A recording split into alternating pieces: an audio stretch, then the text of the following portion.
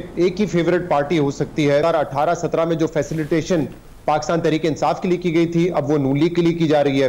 कि मैं लिख के दे सकता हूँ कि अगला बात हम ही जीतेंगे। मेरे ख्याल से लिखा हुआ मिल चुका है उनको। शहजाद इकबाल साहब, जैसे कि साफी साहब ने फरमाया है कि शायद 2018 में जिस तरीके से मैनेज किया गया था पीटीआई के लिए पूरा इलेक्शन, आरटीए सिस्टम बिठा के, पीपल्स पार्टी शायद उस तरीके की, उस तर्ज की फेवरेट होना चाह रही है या सपोर्ट चाह रही है एस्टेब्लिशमेंट से। अब एस्टेब्लिशमेंट तो कह चुकी है कि वो ये पॉलिटिकल है, तो यहाँ पर सवाल ये बनता है कि उनको कामयाबी मिल सके, क्योंकि बिलावल भुट्टो जरदारी साहब बड़े जोर के साथ पंजाब में तो मौजूद हैं। जी बहुत शुक्रिया। मुझे लगता है कि एक ही फेवरेट पार्टी हो सकती है। ये बड़ा मुश्किल होता है कि दो पार्टीज की सहूलतकारी की जाए और बैलेंस क्रिएट किया जाए उनमें। एक को तो शिकवा होगा ही। तो मेरे ख्याल से अब ये बड़ा वाजे है कि 2018-17 में जो फैसिलिटेशन पाकिस्तान तहरीक इंसाफ के लिए की गई थी, अब वो नून लीग के लिए की जा रही है। कुछ महीने पहले आपको याद होगा, ये सुनने में आता था कि अगले वजीर आजम बिलावल होंगे, सिंध से सीटें ले जाएंगे, बलूचिस्तान में लोग उनको ज्वाइन करेंगे, साउथ पंजाब में ज्वाइन करेंगे, खैबर पख्तूनख्वा में ज्वाइन करेंगे। ऐसा हुआ नहीं, बल्कि चंद लोग जो बाप के थे पार्टी के, जो पीपल्स पार्टी में जा रहे थे, जाना चाहते थे, उनको भी रोक लिया गया। साउथ पंजाब में किसी ने ज्वाइन नहीं किया क्योंकि वहां पे आईपीपी पार्टी बन गई, खैबर पख्तूनख्वा में पार्लियामेंटेरियन पार्टी बन गई। तो पीपल्स पार्टी के शिकवा है कि कुछ लोग हमारे पास आना चाहते थे लेकिन उनको आने नहीं दिया। दूसरी तरफ एस्टैब्लिशमेंट का ये पॉइंट ऑफ व्यू है कि वो लोग पीपल्स पार्टी में आना ही नहीं चाहते थे, क्योंकि उनको पता था या तो टिकट पीएमएलएन का होगा या पंजाब में तहरीक इंसाफ का होगा। तो ये मेरे ख्याल से उनके रिजर्वेशंस हैं। जहां तक इसके अलावा बात है पीएमएलएन की फैसिलिटेशन के हवाले से, वो तो आपने कल सुन लिया।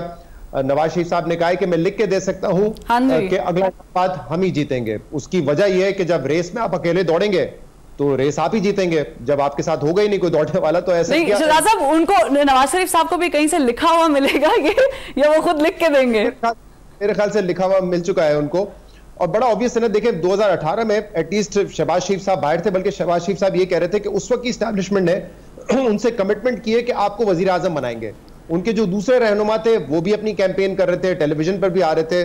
लेकिन इस वक्त तो बिल्कुल ही उनके पास जो फील्ड है वो तो ओपन फील्ड है ना कोई कंपेटिटर है पंजाब में। पीपल्स पार्टी का वोट कम है, पीटीआई का अगर वोट है तो पता नहीं वो इंतखाबात में होंगे, अगर होंगे तो कितना फ्रीली वो इलेक्शन लड़ सकेंगे। तो नून लीग के पास तो मेरे ख्याल से मैदान इस वक्त पंजाब में फिलहाल खाली है। अगर सूरत बदलती है इलेक्शन के वक्त तो फिर देखा जाएगा। लेकिन शहजाद साहब, आपने भी जिक्र किया कि लिख के दिया जाएगा, तो इससे तो फिर वाज़ेह पैगाम ये है कि जो एपॉलिटिकल है वो फिर एपॉलिटिकल पार्शियली कह सकते हैं। शरीफ साहब ने कहा है ना कि मैं आपको लिख के दे सकता हूं कि हम इलेक्शन जीतेंगे। तो मैं आपसे यही फरमा रहा हूं कि वो इसलिए लिख के दे रहे हैं क्योंकि उनको पता है जो फील्ड इस वक्त सेट की गई है उसमें वो अकेले दौड़ेंगे।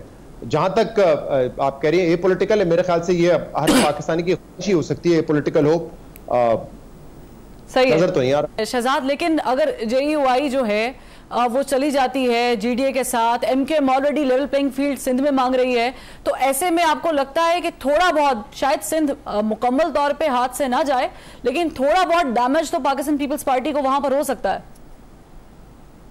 नहीं, मुझे नहीं लगता कोई खास डैमेज होगा। 2013 में पीएमएलएन, जेयूआईएफ, ये कोई 10 जमातों का इत्तेहाद था, खासतौर पर इंटीरियर सिंध में। उन्होंने कोई सीटें वहां से हासिल नहीं की। पाकिस्तान तहरीक इंसाफ मुल्क भर से सबसे बड़ी जमात बन के निकली, लेकिन इंटीरियर सिंध में वो भी कोई डेंट नहीं डाल सके, जबकि जीडीए का इत्तेहाद था। और इसकी मेरे ख्याल से एक बड़ी वजह यह है कि पीपल्स पार्टी का एक वोट तो है ऑब्वियसली अंदरून सिंध में, लेकिन जो दूसरी पार्टीज अलायंस जब बनाती हैं तो उनके पास भी वही रहनुमा है जो कि ट्राइड एंड टेस्टेड है। तो इसीलिए वो किसी भी प्लेटफॉर्म से खड़े हो जाए कोई फर्क नहीं पड़ता। कोई नए चेहरे, नया कंपटीशन पीपल्स पार्टी के लिए वहां पे आ नहीं रहा है। और जैसे कि आपको पता है जमहूरियत में ऑब्वियसली कंपटीशन चाहिए होता है, लेकिन सिंध में आप देख रहे हैं कि मुसलसल ये शायद चौथी मर्तबा हो कि पीपल्स पार्टी अपनी हुकूमत बनाए, लेकिन वहां पे कोई ऑल्टरनेट आ नहीं रहा है। अब ये बड़ी एक स्टडी होनी चाहिए इस पे कि जब हम कहते हैं जमहूरियत इवॉल्व करती है तो नए चेहरे आते हैं, नए सियासतदान आते हैं, वो क्यों नहीं आ रहे हैं, ये एक बड़ा सवाल है। लेकिन हम पीपल्स पार्टी पे तो फोकस कर रहे हैं। आपने अपने इंट्रोडक्शन में नवाज शरीफ साहब की कुछ अहम बातें बताई है, मेरे ख्याल से नहीं, हम वहीं पर इसको गुफ्तगू को लेके जाना चाह रहे हैं। तो उस पर खासतौर पर उन्होंने ये बात की कि हमने मुल्क को डिफॉल्ट से बचाया, हमने अपनी सियासत को कुर्बान किया, और अगर मुल्क को डिफॉल्ट से ना बचाते तो इस वक्त पेट्रोल जो है वो 1000 रुपए का होता। मेरे ख्याल से नवाज शरीफ साहब से पूछने की जरूरत है कि जब आप इसहाक डार साहब को लाए थे तो सबसे ज्यादा मईशत को नुकसान किसने पहुंचाया है? पाकिस्तान तहरीक इंसाफ के पहले 2 साल माशी एतबार से बहुत ज्यादा खराब थे। कोविड के बाद कुछ फैसिलिटीज जो पाकिस्तान को मिली खासतौर पर IMF की जानिब से, उस वजह से हमने थोड़ा सा बेहतर परफॉर्म कर लिया। लेकिन ऑब्वियसली जाते जाते इमरान खान साहब जो फैसले करके गए थे वो मईशत के लिए या मुल्क के लिए, रियासत के लिए बदतरीन फैसले थे। फिर मिफ्ता इस्माइल साहब आए, उन्होंने भी ताखीर की IMF में जाने के लिए, शहबाज शरीफ साहब नहीं मान रहे थे, लेकिन इन दोनों ने जितना नुकसान पहुंचाया है मईशत को, उससे बहुत ज्यादा इसहाक डार साहब ने पहुंचाया। और अगर ये रियलाइजेशन आज भी नहीं है नवाज शरीफ साहब को, तो फिर मुझे नहीं लगता कि नून लीग आगे आकर परफॉर्म कर सकेगी। और अगर रियलाइजेशन है तो शायद कोई हम नई माशी टीम देखें, क्योंकि फरवा अक्टूबर 2022 में हमने जाना था IMF प्रोग्राम में। इसहाक डार साहब ने कहा नहीं, मैं पहले रुपए को 200 से, डॉलर को 200 से नीचे ला के दिखाऊंगा। जिस वजह से 5 महीने बाद आपकी IMF टीम आई, ट्रस्ट डेफिसिट इतना बढ़ चुका था कि तकरीबन 8-9 माह बाद जाके वो मुआहदा हुआ, और उस मुआहदे में ताखीर की वजह से हम डिफॉल्ट के करीब पहुंचे थे। 1 या 2 आवाजें ऐसी थी या कुछ उस वक्त आर्टिकल्स आए थे जब पाकिस्तान तहरीक इंसाफ की हुकूमत का खात्मा हो रहा था, उस वक्त के शायद अगर पाकिस्तान इसी तरह मजीद 1 साल चलता रहा तो हम डिफॉल्ट की तरफ जाएंगे। जब मिफ्ता इस्माइल साहब आए और उन्होंने कहा हम फौरन IMF में जाएंगे, लेकिन शहबाज शरीफ साहब जो तेल की कीमत इमरान खान साहब कम करके गए थे उसको बहाल करने में वक्त लगा रहे थे, उस वक्त कुछ बातें ज्यादा होना शुरू हुई। आपका डॉलर जो है वो शूट अप कर गया था 250 रुपए तक कि शायद पाकिस्तान डिफॉल्ट कर जाए। लेकिन इसहाक डार साहब का तो पूरा दौर ही आपने ये देखा है कि अब डिफॉल्ट किया तो तब डिफॉल्ट किया, और आखिर में भी उनका फैसला नहीं था कि हमने IMF पे जाना है। वो शहबाज शरीफ साहब ने कहा अब हमें IMF पे जाना होगा। मिनिस्ट्री ऑफ फाइनेंस ने डायरेक्ट जो है वो शहबाज शरीफ साहब की क़यादत में ये फिर फैसला किया, यानी कि उस वक्त डार साहब को उस इक्वेशन से माइनस कर दिया गया था। तो अगर नवाज शरीफ साहब ये रियलाइज नहीं कर रहे कि कहां पे गलती है, और मैं ये तफसील में जा सकता हूं, ये बहुत कहा जाता है कि 2017-18 तक पाकिस्तान जो है बड़ा जबरदस्त तरक्की कर रहा था। बिल्कुल ये सही बात है कि इंस्टेबिलिटी की वजह से पाकिस्तान को नुकसान हुआ।